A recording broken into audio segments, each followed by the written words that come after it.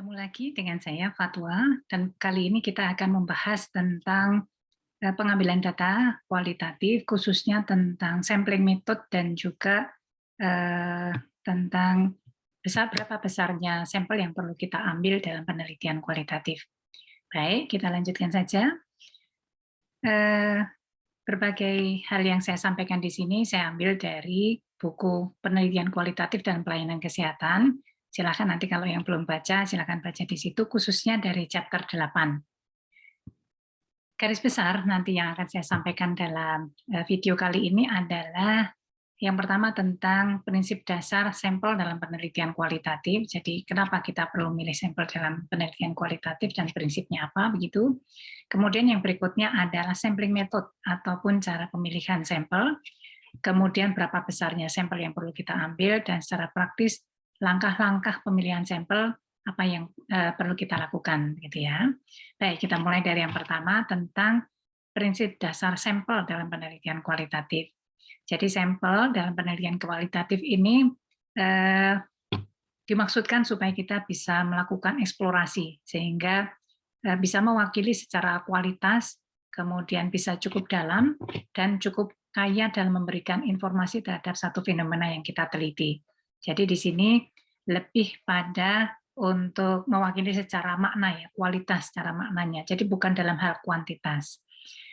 Jadi harapannya kita bisa mendapatkan sampel ataupun kasus-kasus yang kaya akan informasi, itu tujuan utamanya, information rich cases. Dan itu kemudian membawa kita kepada cara pengambilan sampel yang purposive atau bertujuan. Bertujuan gimana? Bertujuan yang sesuai dengan tujuan penelitian kita. Jadi kita tertarik pada fenomena penelitian yang apa, kemudian kita perlu mengambil responden ataupun informan yang kaya akan informasi, memiliki informasi tentang pengalaman fenomena yang akan kita teliti, sehingga kita nanti bisa mendapatkan ataupun menggali pengetahuannya, ataukah sikapnya, ataukah prakteknya, kepercayaannya misalnya, dari informan tersebut. Kemudian informan yang kita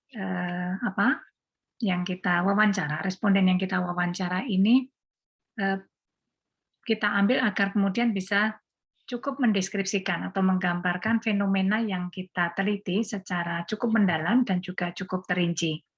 Sehingga jumlah yang kita butuhkan itu adalah sampai terjadi kejenuhan ataupun saturasi. Artinya tidak ada hal baru lagi yang kita dapatkan dari dengan penambahan jumlah sampel. Selanjutnya kita lihat perbandingannya antara prinsip dasar pemilihan sampel ataupun sampling dalam penelitian kuantitatif dan kualitatif ya. Jadi seperti tadi saya sampaikan bahwa untuk penelitian kualitatif ini sampel kita ambil agar mereka kemudian bisa mewakili dari sisi makna, dari sisi kualitas gitu ya. Dan kita mengambilnya oleh karena itu adalah sesuai dengan purpose. Jadi purposive sampling method, cara pengambilan sampelnya adalah bertujuan begitu ya. Kemudian jumlah sampel yang kita ambil relatif kecil dan itu kita pilih sesuai dengan tujuan. Ya, kemudian ada metode sampling tertentu dan prinsip penelitian ataupun pengambilan sampel kualitatif ini kemudian kita terapkan. Jadi berbeda dengan penelitian yang kuantitatif. Kemudian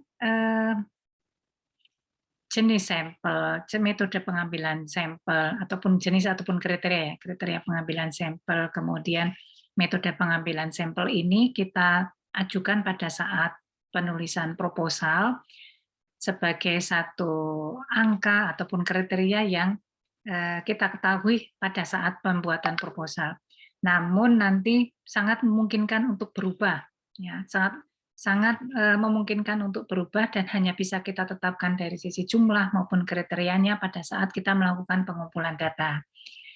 Karena kita berusaha menjawab, apakah informasi cukup mendalam dan terinci bisa saya dapatkan dari sampel dengan kriteria yang tersebut, dan kemudian dalam jumlah yang kemudian sudah saya ambil begitu ya. Jadi tidak bisa kita tentukan, kita tetapkan sebelumnya, namun kita tetapkan pada waktu berjalannya pengambilan data. Berbeda dengan penelitian kuantitatif, di sini keterwakilannya adalah dalam hal jumlahnya, supaya kemudian bisa memiliki power yang tertentu gitu ya.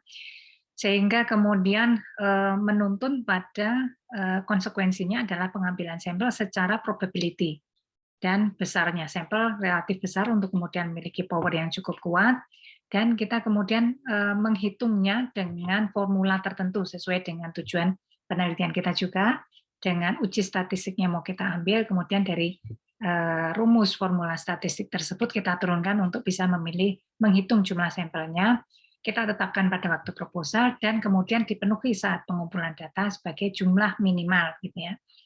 Karena kita berusaha untuk menjawab pertanyaan, apakah sampel cukup besar untuk kemudian bisa digeneralisasikan ke populasi atau memiliki power yang cukup kuat, begitu ya.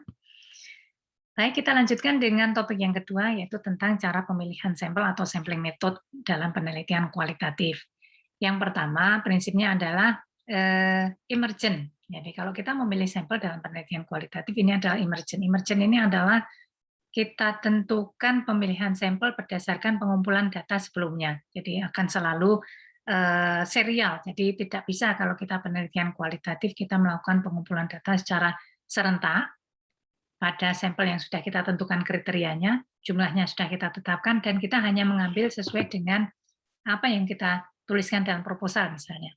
Karena kalau seperti itu yang kita lakukan, nanti tidak akan bisa secara mendalam kita menggali informasi dari para responden tersebut.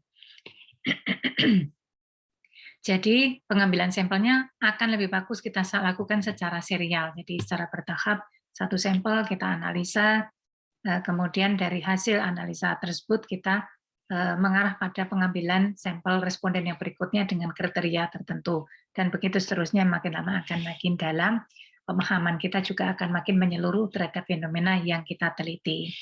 Sehingga penyesuaian sampel dilakukan secara kontinu, kriterianya kita lakukan perubahan secara kontinu sesuai dengan pemahaman kita yang semakin mendalam dan semakin menyeluruh terhadap satu fenomena, hingga nanti mencapai saturasi.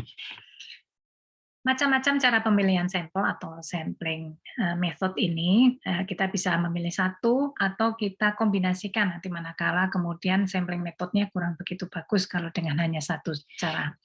Ada beberapa cara di sini yang kemudian diulas oleh Ibu Utarini dalam bukunya. Yang pertama adalah sampling kasus ekstrim. Di sini kasus ekstrim artinya memiliki intensitas pengalaman yang tinggi terhadap satu fenomena. Ya, misalnya saja pada waktu kita melakukan penelitian terhadap pemberdayaan masyarakat di Posyandu. Ya, ini kita memilih kasus Posyandu yang kemudian sukses. Ya, jadi dari situ Posyandunya kemudian bisa kita eksplorasi karena dia memiliki pengalaman yang tinggi mengelola gitu ya, pemberdayaan masyarakat sehingga dia sukses.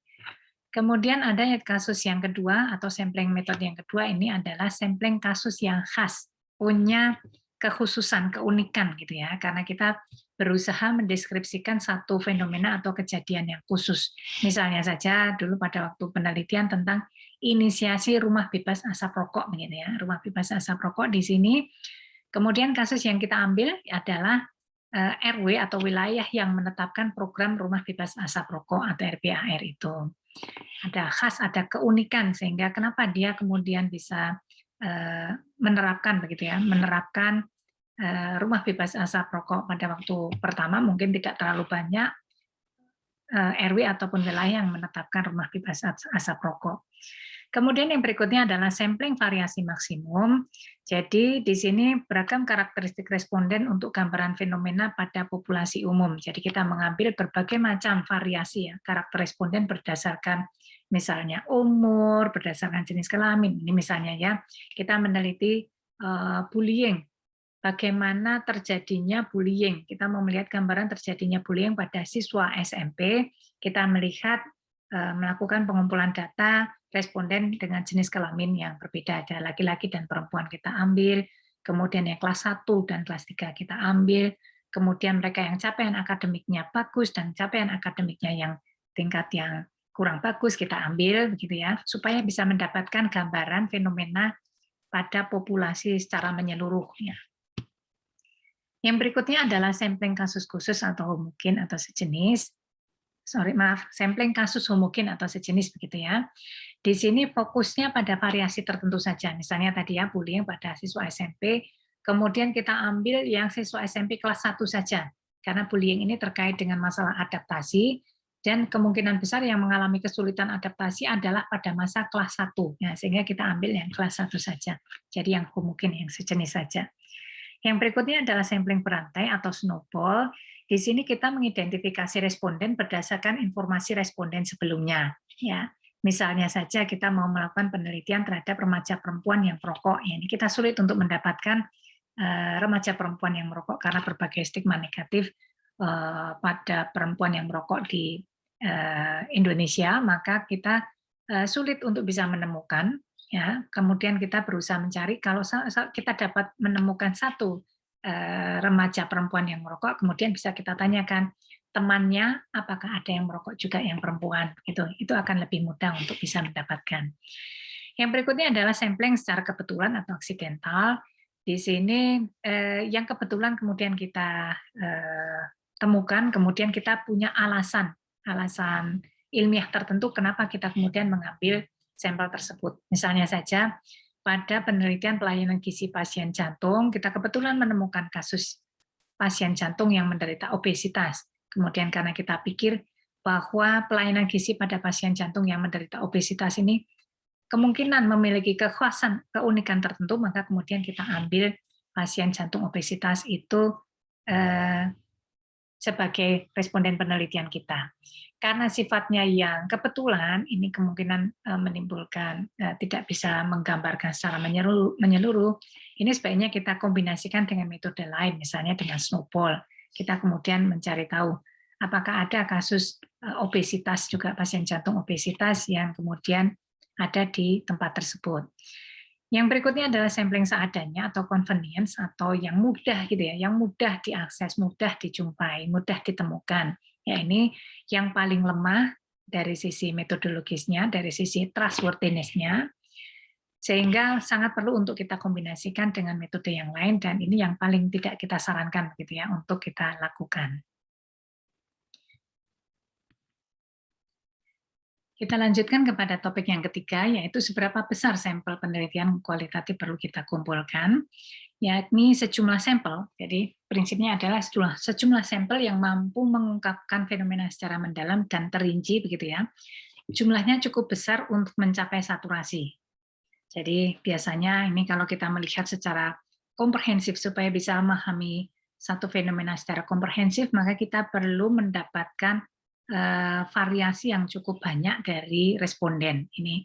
Kemudian cukup kecil untuk bisa menggambarkan secara mendalam. Jadi kita kemudian perlu juga memikirkan bahwa bisa memahami secara mendalam dari fenomena karena jumlah kasusnya yang ekstrim ya.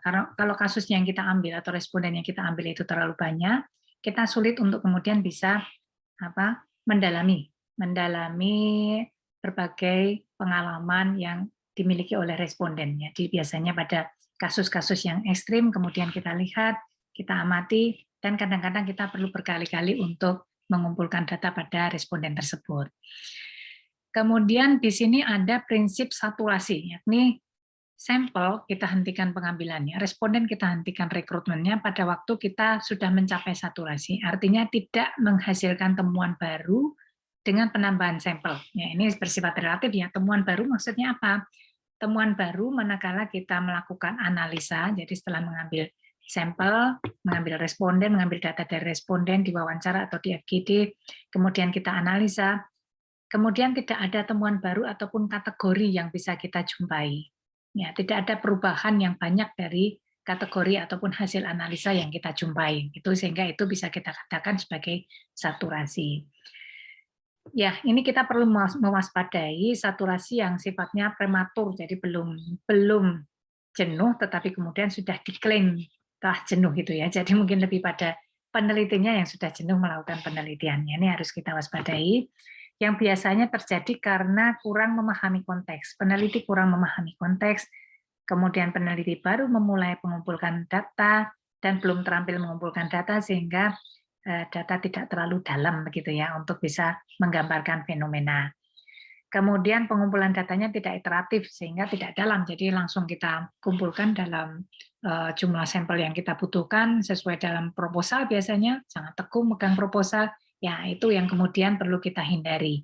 Jadi di sini pengumpulan data tidak iteratif dan pemilihan informan secara a priori. Jadi berdasarkan apa yang sudah ditetapkan dahulu, berdasarkan pengetahuan dari pustaka, kemudian dituliskan dalam proposal, yaitu kemudian dipegang teguh.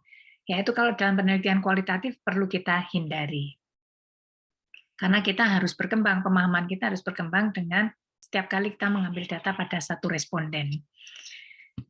Baik, kemudian bagaimana cara mengantisipasi saturasi yang prematur tadi? Yang pertama, pada waktu pengumpulan datanya ini dilakukan secara iteratif. Jadi ini saya ingatkan, mengumpulkan data, kemudian langsung dianalisa. Satu kali mengumpulkan data, satu wawancara atau satu FGD, kemudian langsung dianalisa.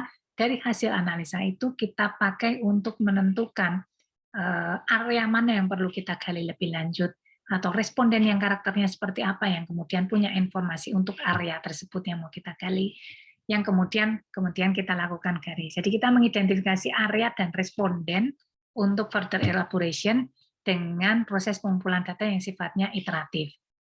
Kemudian kita perlu mendapatkan masukan dari kolega tentang bagaimana keterampilan kita mengumpulkan data, bagaimana keterampilan kita melakukan analisa data, coding, kategori. Kita bandingkan antara hasil analisa kita dengan kolega ataupun co-author begitu ya, ataupun pembimbing, dan kemudian hasilnya kita klarifikasikan.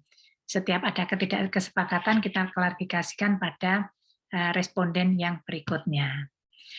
Yang berikutnya, langkah yang keempat ataupun topik yang keempat adalah langkah pengambilan sampel kualitatif. Gimana sih? Ya, ini kita mulai dari yang pertama, menetapkan lokasi penelitian atau konteks bound. Artinya adalah bahwa kita berusaha mencari makna dari kita melakukan pengambilan data pada responden, dan makna yang kita bangun dari pemahaman ini, ya, pemahaman makna yang kita bangun dari informasi responden, ini adalah hasil interaksi antara peneliti dengan responden, dengan kejadian atau fenomena yang kita